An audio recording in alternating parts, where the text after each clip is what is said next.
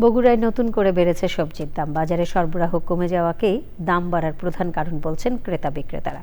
তবে বর্তমান দামে লাভের মুখ দেখছেন সবজি চাষিরা। পাইকারদের অভিযোগ, পথে চাঁদাবাজির কারণে রাজধানী সহ বিভিন্ন এলাকায় সবজির দাম আরও বাড়ছে। বগুড়া প্রতিনিধির পাঠানো তথ্য ও ভিডিও নিয়ে জহির মুন্না জানাচ্ছেন। 200-র বেশি সার্ভিস ও ফিচারে লেনদেনের সব বিকাশ অ্যাপে সম্ভব। উত্তরবঙ্গের সবচেয়ে বড় সবজি বাজার বগুড়ার মহাস্থান। এখানে প্রতিদিন টনকে টন সবজি বেচাকেনা হয়। চলতি সপ্তাহে আগের তুলনায় কিছুটা বেড়েছে সবজির দাম। আলু ও মূলা ছাড়া কোনো সবজিই 50 টাকার নিচে মিলছে না। কচুরমুখী ও সজিনা ডাঁটা বিক্রি হচ্ছে কেজি প্রতি 100 টাকারও বেশি।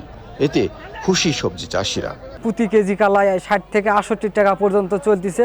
এভাবে থাকলে দেখা যাচ্ছে যে কৃষকরা আমরা এই যে মজুরিটা আছে এই মজুরি থেকে কিছু লাভ আশা করা যাবে এই সিস্টেম থাকলে। বাজার অনেক বাড়ছে, ইনশাল্লাহ চাহিদাও আছে, বাজারও বাড়ছে, কিন্তু মাল কমে গেছে। এখন 2200-2400 টাকা বাজার। প্রতিকূল আবহাওয়ার কারণে এবার সবজির ফলন কম হয়েছে।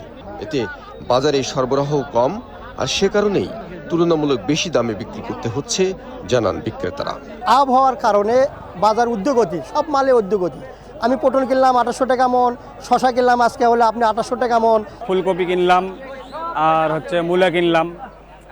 ফুলকপি কিনলাম সর্বপ্রথম সকালবেলার বাজার 1800 থেকে 1800 এবং 1700, আর মূলা কিনলাম আপনার সর্বোচ্চ মূল্যে ভালো মূল্যে 1100 টাকা। অন্যদিকে সবজি ব্যবসায়ীদের অভিযোগ, জ্বালানি তেলের সরবরাহ স্বাভাবিক থাকলেও ঢাকা সহ দেশের বিভিন্ন জেলায় সবজি পরিবহনের পথে চাঁদাবাজির কারণে খরচ বেড়ে যাচ্ছে। বগুড়া থেকে ঢাকায় যেতে নিম্নত 2000 টাকা চাঁদা দিতে হয়, 2 থেকে 3000।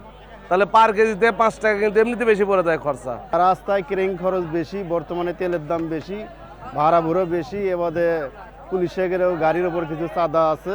ঐতিহ্যবাহী এই বাজারে দৈনিক সবজি বেচাকেনা হচ্ছে প্রায় 5 কোটি টাকার উপরে। Zahir Munna, channel I.